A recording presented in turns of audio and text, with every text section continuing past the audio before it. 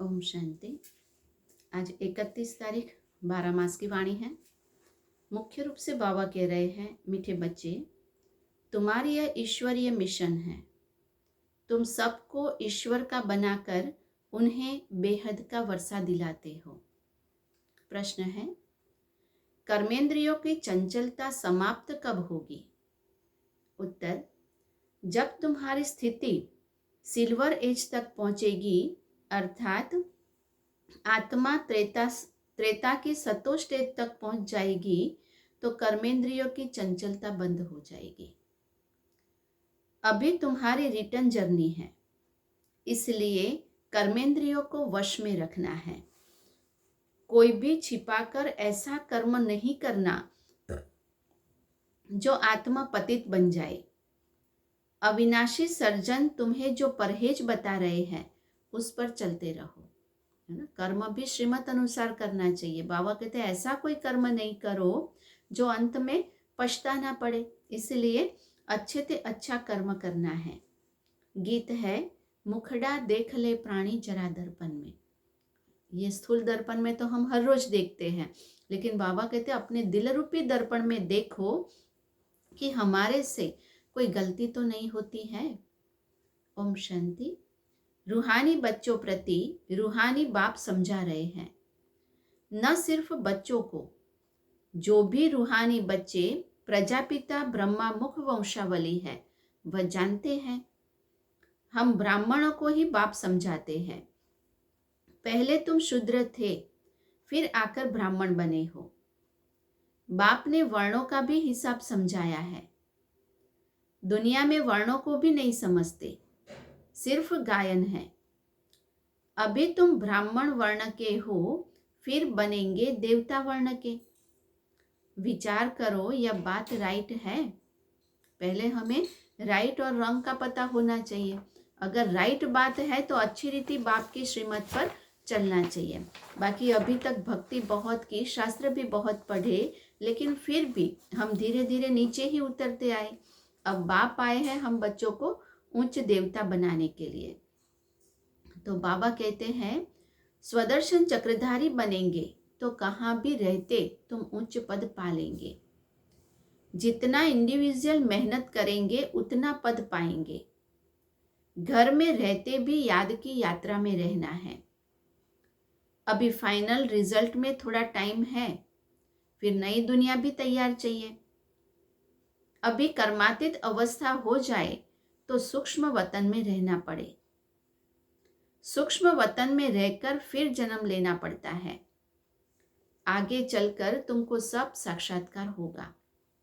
अच्छा, मीठे मीठे सिकिलधे बच्चों प्रति माता पिता बाप दादा का याद प्यार और गुड मॉर्निंग। रूहानी बाप की रूहानी बच्चों को नमस्ते। हम रूहानी बच्चों की रूहानी बाप दादा को याद प्यार और नमस्ते। फिर धारणा के लिए मुख्य सार। पहला है, एक बाप से ही सुनना है, एक की ही अव्यभिचारी याद में रहना है। इस शरीर की संभाल रखनी है, लेकिन ममत्व नहीं रखना है। शरीर की संभाल जरूर रखो, शरीर होगा तो पुरुषार्थ कर सकेंगे, बिगर शरीर आत्मा कुछ नहीं कर सकती। इसलिए बाबा कहते हैं कि संभाल रखो लेकिन ममत्व नहीं।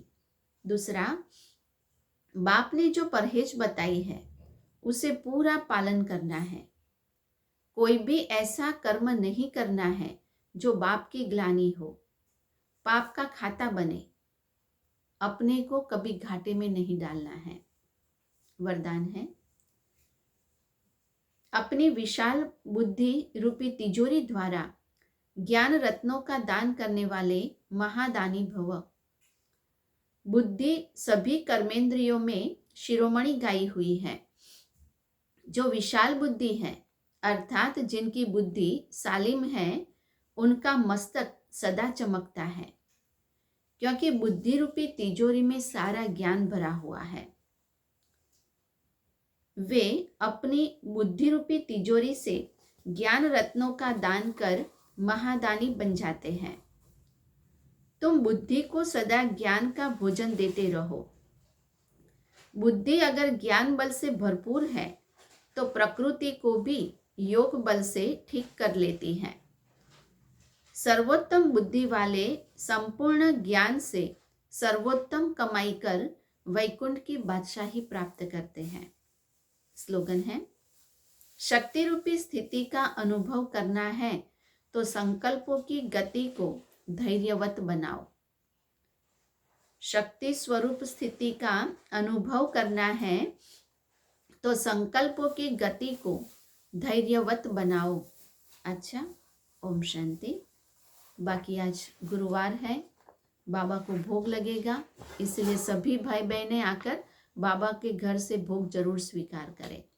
और शाम को बाबा का अवतरण है और कल से जनवरी मास शुरू हो रहा है, इसलिए डायरेक्शन भी शाम को देंगे। इसलिए सभी को शाम को 5:30 से 6 के बीच में सेंटर पर जरूर आना है, क्योंकि 6 बजे बाबा का अवतरण है।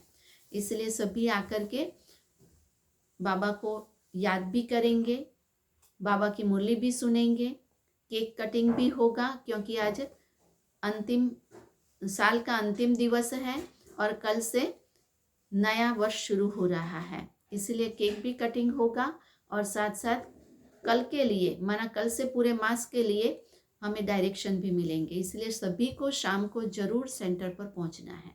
अच्छा, ओम शांति।